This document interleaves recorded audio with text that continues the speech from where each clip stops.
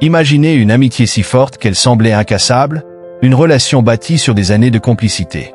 Mais qu'arrive-t-il lorsque la jalousie et l'envie s'y immiscent? Aujourd'hui, je vais vous raconter une histoire vraie, bouleversante, qui montre à quel point l'envie peut détruire tout ce qu'il y a de plus précieux. Restez jusqu'à la fin, car cette histoire pourrait bien changer votre perspective sur la vie. Et surtout, n'oubliez pas de liker, de commenter et de partager cette vidéo. Dans une petite ville de l'ouest de la Côte d'Ivoire, vivaient deux amies inséparables, Hawa et Fatou. Depuis leur enfance, elles partageaient tout, des bancs de l'école aux secrets les plus intimes. Leur complicité était enviée de tous. Elles avaient grandi dans des familles modestes mais unies. Tandis qu'Hawa rêvait de devenir journaliste, Fatou avait un amour profond pour la science. Cette différence n'avait jamais entamé leur amitié. Leur chemin professionnel les emmenèrent à Bouaké, où elles effectuèrent leur service civique. Et c'est là qu'Hawa rencontra Yao, un jeune homme charismatique, fils d'un riche homme d'affaires. Leur histoire d'amour commença comme dans un conte de fées. Yao était tout ce qu'Hawa avait rêvé. Attentionné, ambitieux et profondément amoureux d'elle. Rapidement, il devint une priorité dans la vie d'Hawa, éclipsant peu à peu son amitié avec Fatou. Mais pour Fatou, cette nouvelle dynamique était difficile à accepter. Elle se sentait délaissée, abandonnée par celle qu'elle considérait comme une sœur. Un soir, alors qu'elle partageait un dîner, Fatou laissa échapper: « Je suppose qu'entre ton travail et Yao, je n'ai plus de place dans ta vie. » Hawa, choquée, tenta de la rassurer. Mais dans le cœur de Fatou, une graine d'envie venait d'être semée. Quelques mois plus tard, Yao demanda Hawa en mariage. Ce fut un moment magique. Les yeux d'Hawa brillaient de joie lorsqu'elle annonça la nouvelle à Fatou. « Yao veut passer le reste de sa vie avec moi. Tu te rends compte ?» Mais Fatou, bien que souriante, sentit une amertume grandir en elle. Pourquoi Hawa avait-elle tout? L'amour, le bonheur, la stabilité financière. Le mariage fut somptueux. Hawa, dans sa robe blanche, était magnifique. Fatou, en demoiselle d'honneur, semblait heureuse, mais derrière son sourire se cachait une jalousie qu'elle ne pouvait plus ignorer. Après le mariage, Hawa annonça rapidement une autre bonne nouvelle: elle était enceinte. La famille de Yao explosa de joie, mais pour Fatou, c'était la goutte de trop. Elle continua à fréquenter la maison du couple, devenant presque une partie de leur famille. Mais ce n'était pas par amour ou amitié, c'était une stratégie. Elle se rapprocha de la famille de Yao, gagnant leur confiance. Elle venait de temps en temps aider à s'occuper même du bébé après sa naissance. Chaque sourire, chaque geste de tendresse était calculé. Un jour, Fatou, assise seule dans sa chambre, murmura: « Bientôt, ce sera moi à ta place, Hawa. Je prendrai tout ce que tu as. » Sa jalousie s'était transformée en une obsession sombre. Tout changea le jour où Hawa tomba malade. D'abord, ce furent de petites douleurs, des malaises. Puis, sa santé se dégrada rapidement.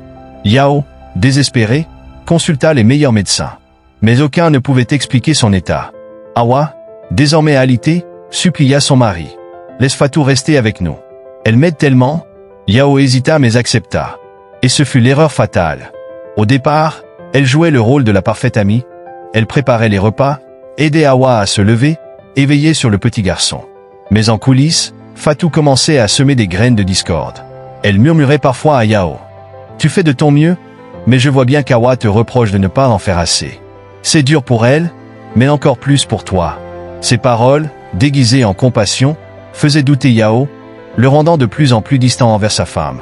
Fatou s'assurait également de garder Hawa isolée.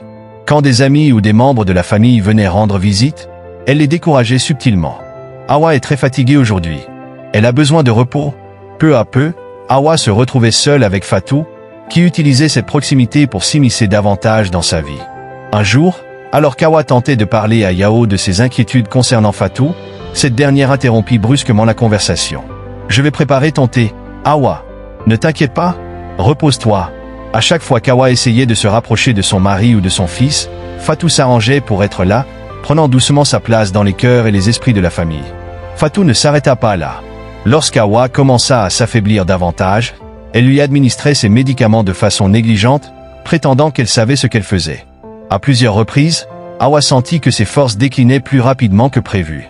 Une nuit, dans un rare moment d'intimité avec Yao, Hawa lui confia: « Je sens que quelque chose ne va pas, Yao, mais je n'arrive pas à mettre le doigt dessus. » Fatou, qui écoutait discrètement derrière la porte, entra soudain avec un sourire chaleureux. « Hawa, tu te fais du souci pour rien. Tu dois avoir confiance en nous. » Ces mots, bien qu'apaisants en apparence, dissimuler un contrôle machiavélique.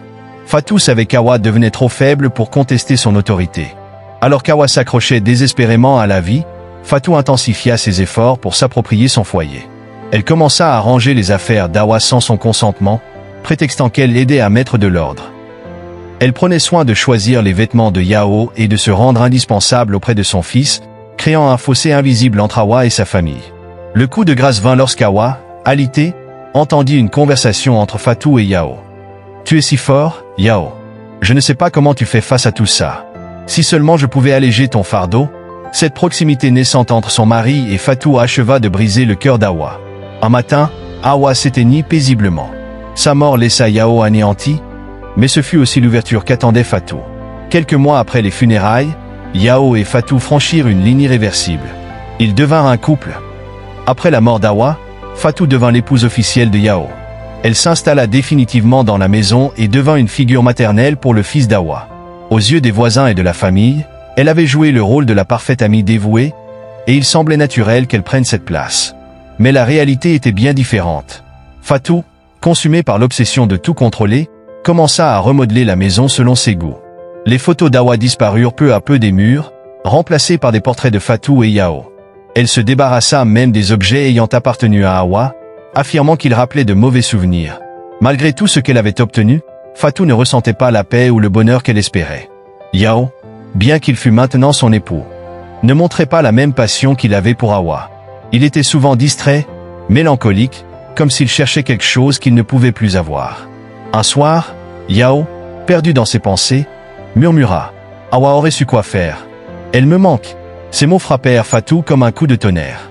Elle réalisa que, malgré tous ses efforts pour remplacer Hawa, elle ne pourrait jamais effacer son souvenir.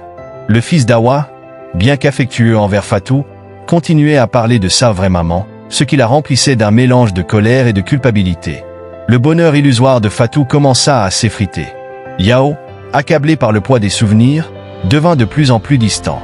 Il passait de longues heures à son bureau ou sortait sans prévenir.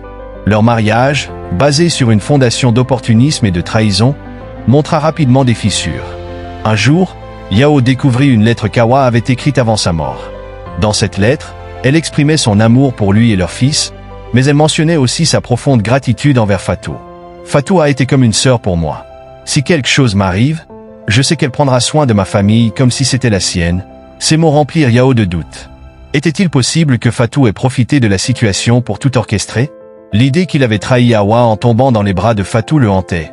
Fatou, de son côté, devint de plus en plus paranoïaque. Elle sentait le regard accusateur des voisins et même des membres de la famille de Yao. Certains murmuraient que sa proximité avec Yao pendant la maladie d'Hawa était suspecte. Un jour, une vieille tante de Yao la confronta directement. « Fatou, tu crois qu'on ne voit pas ce que tu as fait? Tu as pris sa place, mais tu ne pourras jamais être comme elle. » Ces paroles furent la goutte de trop. Fatou, rongée par le remords et la culpabilité, commença à s'isoler. Elle évitait les réunions de famille, les amis, et même Yao. Des années plus tard, Fatou vivait toujours dans la maison, mais sa vie était vide. Yao finit par la quitter, ne supportant plus de vivre dans le souvenir d'Hawa. Le fils d'Hawa, devenu adolescent, exprima son désir de quitter la maison pour aller vivre avec la famille de sa mère. Seule, Fatou réalisa que tout ce qu'elle avait accompli ne lui avait apporté que solitude et regret. Elle passa ses jours à regarder de vieilles photos, plairant l'amitié qu'elle avait détruite et l'amour qu'elle n'avait jamais mérité. Un jour, elle murmura à elle-même. « Si seulement j'avais su qu'envier quelqu'un ne fait que nous détruire, moi la première. » L'histoire de Fatou nous rappelle une vérité fondamentale. Ce qui est construit sur la trahison et l'envie ne peut jamais durer. La vie d'Hawa s'est éteinte, mais son souvenir est resté vivant dans le cœur de ceux qui l'aimaient. Fatou, quant à elle, a obtenu ce qu'elle voulait, mais à quel prix? Ne laissez jamais la jalousie ou l'envie vous voler votre humanité. Si cette histoire vous a touché, montrez votre soutien en likant cette vidéo, en la partageant, et en vous abonnant pour d'autres récits pleins de leçons de vie.